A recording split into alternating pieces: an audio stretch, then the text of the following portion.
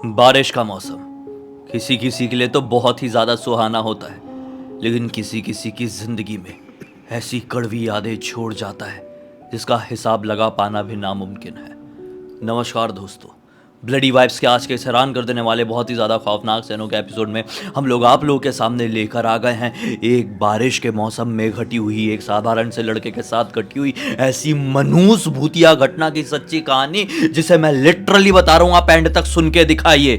आपके रोंगटे खड़े नहीं हो गए ना तो बोलना कमेंट सेक्शन में। फिर चलिए डायरेक्टली जिया की जुबानी जानते हैं कि घटना कब किसके साथ कैसे कहां पर घटी थी। भाई ये जो घटना घटी थी ना, संदीप नाम के लड़के के साथ घटी थी आज से कुछ साल पहले, यानी कि 2017 में। उस टाइम पे संदीप की उम्र सिर्फ 22 साल की थी, बहुत ही कम उम्र थी। और उसने कभी इमेजिन नहीं किया था कि मेरी जिंदगी हमेशा के लिए बर्बाद हो सकती है एक रातों रात। क्या होता है, उससे वो डेट भी याद है जिस डेट पे उसके साथ ये घटना घटी थी। 21 जुलाई 2017। 21 जुलाई 2017 की रात उसके लिए बहुत ही ज़्यादा खौफनाक रात थी, क्योंकि वो जिस कॉल सेंटर में काम करता था ना, वो उस कॉल सेंटर में नाइट ड्यूटी करता था। उसकी ज़िंदगी में हमेशा से बहुत ही अच्छा खासा चल रहा था और उसकी लाइफस्टाइल ही ऐसी थी जिसकी वजह से वो दिन में उतना ज़्यादा एक्टिव नहीं रहता था, उसका माइंड भी एक्टिव नहीं रहता था। और रात के टाइम उसका माइंड बहुत ही ज़्यादा एक्टिव रहता था। और उसका हमेशा से ऐसे ही था कि मस्त मैं रात के टाइम में कॉल सेंटर में काम करूँगा और जो भी स्टडी है, जो भी कॉलेज है, वो मैं दिन के टाइम में कर लिया करूँगा। वो एक इंडिपेंडेंट टाइप का लड़का था। उसे बिल्कुल भी अपने फैमिली वालों को प्रेशराइज करना या पैसों के लिए, किसी भी चीज़ के लिए घर वालों के सामने हाथ फैलाना बिल्कुल भी पसंद नहीं था, जिसकी वजह से उसने इतने कम उम्र में ही कॉल सेंटर ज्वाइन कर लिया था। उसकी ज़िंदगी बहुत ही अच्छी खासी सुंदर सीधा मस्त निकल रही थी। उसके कॉल सेंटर में उसके बहुत सारे अच्छे अच्छे दोस्त भी थे। लेकिन 21 जुलाई 2017 की रात क्या होता है कि उस दिन ना बहुत ही ज़्यादा बारिश हो रही थी। इतनी ज़्यादा बारिश हो रही थी कि ऐसा लग रहा था कि पूरा रांची में एक बाढ़ सा आ जाएगा। इतनी ज़्यादा बारिश आ रही थी, बहुत ज़्यादा बारिश हो रही है, पीट पीट के बारिश हो रही है। सब लोग बिल्कुल परेशान हो गए। जितने भी कॉल सेंटर में काम करने वाले लोग हैं वो सोच रहे हैं कि अगर इतनी ज़्यादा बारिश हुई, अगर रोड पे पानी जाम हो गया, बहुत ज़्यादा गड्ढे वड्ढे होंगे, वहाँ पे पानी लग गया तो हमको घर जाने में बहुत ज़्यादा दिक्कत हो जाएगी। और जिस हिसाब से बारिश हो रही है, समझ में नहीं आ रहा है कि ये बारिश ख़त्म होने का टाइम कौन सा रहेगा। तो सब लोग अपने जो भी सीनियर थे उनसे बात करते हैं, बोलते हैं कि सर देख लो, आज के दिन आप थोड़ा जल्दी छोड़ दो तो ज़्यादा बेटर रहेगा, क्योंकि समझ में नहीं आ रहा इतनी बारिश क्यों हो रही है और कब तक ये बारिश ख़त्म होगी, बिल्कुल भी उसकी कोई गुंजाइश नहीं है। सब लोग ये बात कर रहे थे। लेकिन जो सीनियर थे वो इतने अच्छे तो होते नहीं हैं कि आप बोलोगे और आपके बॉस आपको ऐसे ही छोड़ देंगे, हाँ बेटा जाओ घर पे बैठो, ऐसा तो होता नहीं है। तो वो लोग बिल्कुल भी नहीं मान रहे थे। रात के 1 बजे से लेके सब लोग बोल रहे थे कि आप कर लो, आज मैनेज कर लो, दूसरे दिन ज़्यादा काम करवा लेना, कर लो मैनेज कर लो, लेकिन नहीं मान रहे थे। लेकिन 3 बजते बजते जो उनका बॉस था, जो भी काम कराने वाला, वो समझ जाता है कि आज बहुत ज़्यादा गड़बड़ हो गई है, आज हमें इन लोगों को जल्दी ही छोड़ना पड़ेगा। 3 बजे वो डिसाइड करता है कि मैं सब लोगों को छोड़ देता हूँ और ये लोग अपने अपने घर चले जाएं। लेकिन जो अपना संदीप था उसके ऊपर बहुत ही ज़्यादा पेंडिंग था। उसका काम जो उसने ना पिछले हफ्ते बहुत ज़्यादा छुट्टी ले लिया था, क्योंकि उसकी फैमिली में उसकी मम्मी की तबीयत ख़राब थी, प्रॉब्लम की वजह से उसने छुट्टी लेके रखा था। तो जो बॉस था वो बोलता है कि एक काम करो, तुम थोड़ा सा आधे घंटे और काम कर लो, उसके बाद तुम निकल जाना, तुम्हारा घर तो ज़्यादा दूर है नहीं, सिर्फ 4 किलोमीटर दूर है। तो संदीप बोलता है कि लेकिन सर बारिश तो बहुत ज़्यादा हो रही है और देखो बिजली कड़क रही है और समझ में नहीं आ रहा है कि एक तो यहाँ पे पूरा कॉल सेंटर खाली हो जाएगा तो मैं अकेले कैसे सब कुछ मैनेज करूँगा। लेकिन बॉस का था ना, थोड़ा सा संदेश से थोड़ा सा खुन्नस खाता था। उसका ऐसा था कि इसको तो काम करवाना ही है, बाकी सब करे या नहीं करे लेकिन इसको करवाना ही, ऐसा वाला था। तो संदीप को बोलता है कि देखो ज़्यादा बहस करने की बात नहीं है, आधे घंटे कर लो उसके बाद निकल जाना, तुमको कोई कुछ नहीं बोल रहा है। तो ये भी सोचता है क्या करना है यार, एक बार बॉस निकल जाए उसके 10 मिनट बाद ही निकल जाऊँगा, उसको क्या ही पता चलेगा जो भी है मैं कल देख लूँगा। तो ऐसा ही सोचता है वो। अपना सब लोग बाहर निकल जाते हैं, अपने अपने घर चले जाते हैं। 3:30 बजते बजते अब सोचता है संदीप कि बस हो गया, अब मुझे निकलना चाहिए, क्योंकि बारिश बहुत हो रही है और बहुत ज़्यादा बिजली कड़क रही है और पूरा कॉल सेंटर इतना ज़्यादा सुनसान हो गया था। उसे पता नहीं क्यों अंदर से ना बहुत नेगेटिविटी और बहुत डर सा लग रहा था। वो ऐसी रात थी, उसे लग रहा था कि आज कुछ बहुत बुरा होने वाला है। बोलते ना, कभी कभी इंसानों को कुछ अलग सी फीलिंग आती है। कभी कभी अगर तुम्हारे साथ कुछ बुरा होने वाला है तो तुमको पहले से फील होने लगेगा। वैसा कुछ संदीप को फील हो रहा था। लेकिन वो ज़्यादा कुछ ना सोचते हुए अपना सामान वान उठाता है और वो सेकंड फ्लोर पे काम करता था, वहाँ से वो उतर जाता है सीढ़ियों के सहारे अपना नीचे जाने के लिए। नीचे जाने के लिए उतरता है और नीचे आके देखता है तो बाप रे, बाहर साइड तो पूरा पानी लगा पड़ा है, इतनी ज़्यादा बारिश हो गई है। लेकिन वो अपनी स्कूटी उठाता है और अपने घर जाने के लिए निकल जाता है। घर जाने के लिए निकल जाता है और 2 किलोमीटर तक वो स्कूटी चला के बारिश में भीगते भीगते, वो छाता भी नहीं लाया था, रेनकोट भी नहीं लाया था। उस दिन उसकी नसीब उतनी ख़राब थी। वो भीगते भीगते अपनी स्कूटी चलाते चलाते 2 किलोमीटर दूर तक आ गया था। लेकिन जैसे ही 2 किलोमीटर दूर तक आया था, उसे सोचता है कि अगर मैं 2 रास्ता था वहाँ पे, सोचता है अगर मैं इस रास्ते से जाता हूँ तो मुझे और ज़्यादा टाइम लगेगा, अगर इस रास्ते से जाता हूँ तो थोड़ा जल्दी पहुँच जाऊँगा और ज़्यादा नहीं भीगूंगा, तबीयत ख़राब नहीं होगी। तो जो थोड़ा सा जंगल वाला इलाका था, जंगल वाला रास्ता था, उधर स्ट्रीट लाइट वगैरह थोड़ी कम थी।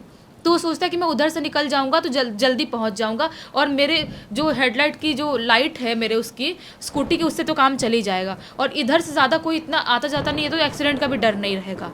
तो वो अपना वही शॉर्टकट वाला जंगल वाला रास्ता पकड़ लेता है। लेकिन जैसे ही वो जंगल वाले रास्ते में एंटर किया था, वैसे ही उसे थोड़ी सी अजीबोगरीब फीलिंग आने लगती है।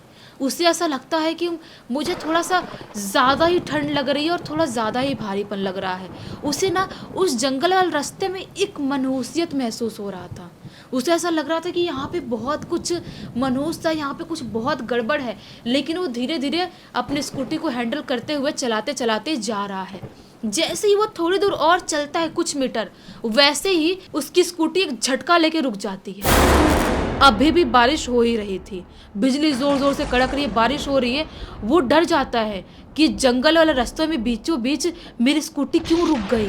वो अपनी स्कूटी से उतरता है और स्टार्ट करना स्टार्ट कर देता है, लेकिन उसकी स्कूटी स्टार्ट ही नहीं हो रही है। बार बार किक मार रहा है, बार बार स्टार्ट करने की कोशिश कर रहा है, लेकिन स्कूटी चालू ही नहीं हो रही है। वो समझ नहीं पाता कि क्या हो गया, ये क्यों ऐसा हो रहा है। अब मैं इस रास्ते से, सुनसान इलाके से, सुनसान जंगल से अकेले कैसे जाऊंगा। उसके अंदर और डर एक घर बनाना स्टार्ट कर देता है।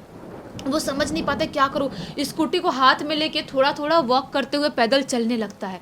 थोड़े दूर चलते चलते जाता है तो बारिश और ज़्यादा घड़घड़ाते हुए बादल के साथ बरसने लगती है। अब सोचता है कि अगर मैं ऐसे ही चलता रहा और जितना ज़्यादा बारिश में भीगूंगा उतनी मेरी तबीयत ख़राब होगी।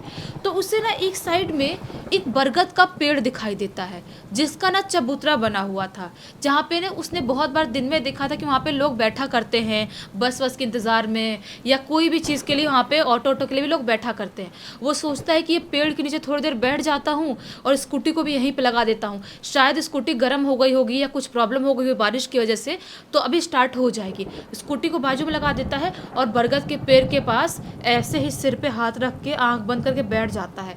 अभी वो जोर जोर से कांप रहा था अंदर से और बहुत ही ज़्यादा उसे ठंड महसूस हो रहा था। हाथ रख के आंख बंद किया हुआ है, तभी अचानक से उसके पीठ पे ऐसे टैप पड़ता है। टैप पड़ता है तो उसकी आंख ऐसे अचानक से खुलती है। सोचता है कि इस टाइम पे कौन आ गया, कोई चोर और टाइप का आदमी तो नहीं आ गया, या कुछ लूटने वाले टाइप का आदमी तो नहीं आ गया, क्योंकि मेरे पास फ़ोन भी है और स्कूटी भी है। अगर कोई लूटने टाइप का आदमी होगा तो मेरा फ़ोन भी छीन के ले जाएगा, चेन पहन के रखा हूँ सोने का वो भी लेके जाएगा और स्कूटी भी लेके जाएगा। वो अपनी नज़र ऐसे पीछे घुमाता है देखने के लिए किसने टाइप किया, तो क्या पाता है वहाँ पे कोई भी नहीं था। कोई भी नहीं था। अब वो अंदर से घबरा जाता है। उसकी जो दिल की धड़कन थी धक धक धक धक धक धक होने लगती है जोर जोर से। वो समझ नहीं पाता है कि कोई इंसान इधर तुरंत टैप किया और मैंने तुरंत पीछे मुड़ के देखा, अचानक से इंसान कैसे गायब हो सकता है। और पूरा खुला रास्ता है, पूरा रोड है और इतना भी अंधेरा नहीं है, बिजली कड़क रही है। मेरे को समझ में नहीं आ रहा है कि कोई इंसान गायब हुआ तो हुआ कैसे। अब वो सोचता है मैं जाता हूँ, स्कूटी स्टार्ट करने की कोशिश करता हूँ, स्टार्ट हो गई तो ठीक है, नहीं तो ऐसे स्कूटी को हाथ में लेके वॉक करते हुए निकलूंगा, लेकिन इस जंगल वाले एरिया से मैं कैसे भी बाहर निकलूंगा। वो स्कूटी के पास जैसे ही अभी पहुंचता है, वैसे ही स्कूटी की जो हेडलाइट थी वो बंद चालू बंद चालू बंद चालू जोर जोर से होने लगती है। वो समझ नहीं पाता है कि ये कौन सा केमिकल लोचा है भाई, ये क्या हो गया, अचानक से स्कूटी की लाइट ऐसे बंद चालू बंद चालू बंद चालू क्यों हो रही है। वो जाता अपनी स्कूटी को ठोकता ठाकता है और वापस से वो किक मार मार के स्टार्ट करने की कोशिश करने लगता है। तब भी लकीली उसकी स्कूटी चालू हो जाती है। स्कूटी चालू होती है और अपनी स्कूटी वो भगाना चालू कर देता है। अपनी स्कूटी भगाते भगाते यही 350-400 मीटर आगे गया ही था, उसे रोड के एक साइड में एक औरत खड़ी हुई दिखाई देती है जो जोर जोर से ऐसे ऐसे हाथ से लिफ्ट मांग रही थी। और वो औरत ने एक ना अलग सी मतलब बहुत ही हल्के कलर की प्रिंटेड साड़ी पहन के रखी थी और बहुत भीगी हुई थी और कांपती हुई दिखाई दे रही थी। वो सोचता है कि मैं रुक जाऊं क्या, ये औरत भी कहीं हो सकता है बरसात में फंस गई होगी, उसको साधन कोई नहीं मिला होगा, बस या ऑटो कुछ, इसीलिए बेचारी ऐसे रोड के किनारे खड़ी हुई है। वो अपनी स्कूटी उस औरत के पास रोकता है, बोलता है क्या हुआ, आपको कहाँ जाना है। वो औरत बोलती है प्लीज़ प्लीज़ आप मेरी मदद कर दो, मेरी मदद कोई भी नहीं करता, मैं ऐसे ही परेशान होकर घूमती रहती हूँ रोड पे, कभी मेरी कोई मदद नहीं करता। जोर जोर से रोने लगती है। बोलता है कि क्या बात कर रही हो आप, कोई क्यों मदद नहीं करता, आपको कहाँ जाना है बताओ तो सही। वो बोलती है नहीं मुझे पता है आप भी मेरी मदद नहीं करोगे और ऐसे ही लोग मुझे नोच खाएंगे और ऐसे ही मेरे साथ प्रॉब्लम होती है और पिछली बार भी मेरे साथ ऐसा ही हुआ था। बोलते हैं क्या हुआ बताओ सही, क्लियर क्यों नहीं बता रही हो। वो लड़की बोलती है मुझे आगे सामने एक जो गली है ना वहाँ पे जाना है और मैं वहाँ तक जा नहीं पा रही हूँ, बहुत टाइम से बहुत सालों से इंतजार कर रही हूँ वहाँ तक जाने के लिए, मैं जा नहीं पा रही हूँ। ये सारी चीज़ें ना उसको और संदीप को थोड़ी वियर्ड लगती है। ऐसा क्यों बोल रही है कि बहुत सालों से इंतजार कर रही हूँ वहाँ पे जाने की, मैं जा नहीं पा रही हूँ। बोलता है कि आप क्यों नहीं जा पा रही हो, आप किसी से भी लिफ्ट मांग लो, कोई भी बस ऑटो कुछ भी लेके जा सकती हो, कोई भी मदद कर लेगा, आप यहीं पे क्यों खड़े हो, आप मतलब ठीक तो हो ना, आप इतनी कांप रही हो, अब मैं आपको छोड़ दूंगा, इतना टेंशन मतलब सोचो मत। औरत बोलती है ठीक है आप मुझे छोड़ दो। वो औरत इसकी स्कूटी के पीछे बैठ जाती है, वो स्कूटी चलाना स्टार्ट कर देता है। बोलता है आप बताना आप कौन सी गली में जाने के लिए बोल रहे हो और कहाँ पे आपको उतरना है। वो औरत कुछ भी नहीं बोल रही थी, उसे सोचता है कि चलो ठीक है, बहुत रो रही थी, डर रही थी, इसलिए कुछ नहीं बोल रहे होगे, अपने स्कूटी चला रहा है। अभी थोड़ी दूर आगे जाता ही है, उसे एक गली दिखाई देती है। वो बोलता है कि मैडम आपको इसी गली में जाना था क्या। वो औरत अभी भी कुछ नहीं बोलती है। वो सोचता है कि औरत कुछ बोल क्यों नहीं रही, अपनी स्कूटी वहीं पर रोक देता है और पीछे मुड़ के बोलता है मैडम थी नहीं, स्कूटी में मैडम थी नहीं पीछे साइड। अच्छा। वो सोचता है कि अभी मैं स्कूटी पे उसको बैठा के चला रहा था और अभी मैं यहाँ पे आया और इससे पहले मैंने कहीं पे स्कूटी रोका नहीं और अच्छी खासी स्पीड में चला रहा था। वो अगर कूदी होती तो भी मुझे पता चलता, वो आखिर गई तो गई कहाँ। अब वो समझ जाता है कि वो मैडम कोई नॉर्मल औरत या लड़की नहीं थी, पक्का समझ गया था, पक्का वो मैडम कोई आत्मा थी। संदीप को तो पहले समझ में नहीं आया था, तुमको आ गया था, लेकिन वो अब बहुत ज्यादा घबरा जाता है, अपनी स्कूटी को एकदम स्पीड में चला के भगाना चालू करता है, एकदम स्पीड में चला रहा है भगाने की कोशिश कर रहा है। लेकिन संदीप उस एरिया से, उस जंगल से कहीं से भी बाहर नहीं निकल पा रहा है, कितना भी कोशिश कर रहा है। वो स्कूटी एकदम स्पीड में भगा रहे, उसको भगाते भगाते पूरे 1 घंटे बीत जाते हैं, लेकिन वो बार बार उसी पेड़ के पास, उसी एरिया में वहीं पे वापस आ जा रहा है। वो समझ नहीं पा रहा कि मैं कौन से लूप में फंस गया, वो कौन सी औरत थी। वो बहुत रो रहा है, बारिश में भीग रहा है, स्कूटी चला रहा है, चलाते उसे समझ में नहीं आता कि मैं कहाँ पहुंचा। तभी अचानक से उसकी स्कूटी के सामने वही औरत, ऐसा लगता है उड़ के जुब से आके खड़ी वैसी दिखाई देती है और उसकी स्कूटी का बैलेंस बिगड़ता है, उसकी स्कूटी ऐसे गिरने होती है, पेड़ में जाकर टकराती है और उसके बाद का संदीप को नहीं पता कि क्या होता है उसके साथ। तो फिर क्या, क्योंकि वो वहीं पे शायद बेहोश हो गया था। जब उसकी आंख खुलती है, दूसरे दिन सुबह 10:30 बजे का टाइम हो रहा था। जब उसकी आंख खुलती है, वो एक हॉस्पिटल में एडमिट था। उसके सिर पे पट्टी लगा हुआ था, हाथ पैर पे वो बोलते ना प्लास्टर लगा हुआ था, वो दोनों पे। हाँ दोनों पे। वो समझ नहीं पाता है कि ये सब कुछ मेरे साथ कैसे हो गया। उसे याद आता है कि रात के टाइम में मैं आ रहा था, मुझे औरत दिखाई थी, मेरे साथ कुछ प्रॉब्लम हुआ था। वो चिल्लाने लगता है, बुलाने लगता है। नर्स डॉक्टर जब आते हैं तो वो बताते हैं कि आपको एक आदमी ने यहाँ पे हॉस्पिटल में एडमिट किया और आपकी जो कार्ड था, आपका आई कार्ड, उसके ऊपर नंबर लिखा हुआ था घर वालों का और आपका, तो उसकी वजह से आपका पता चला। घर वालों को आपके बुलाया गया है, वो लोग आपके घर वाले जल्दी ही आ रहे हैं और सारी चीज़ें होती है। वो संदीप समझ नहीं पाते कि क्या हुआ मेरे साथ। वो सारी चीज़ें अपने पापा से, अपने घर वालों से, मम्मी से शेयर करता है। उसके पापा बताते हैं कि तू उस रास्ते से आया ही क्यों, उस रास्ते से रात के टाइम में अगर कोई भी गुजरता है उसका एक्सीडेंट होता ही होता है, होता ही है। क्योंकि उस रास्ते में लोगों का मानना है कि छलावा घूमते हैं और कुछ इस टाइप की आत्माएं घूमती है जो लोगों को अपने ऐसी जाल में फंसाती हैं और लोगों की जिंदगी ऐसे ही पूरी तरह से बर्बाद कर देती है। सुन के तो ऐसा लग रहा था जब तुमने बताई उस औरत यानी उस भूत के बारे में, तो ऐसा लग रहा था वो सताई हुई है, वो खुद फंसी हुई है उस लूप में और वो बाहर नहीं निकल पा रही है।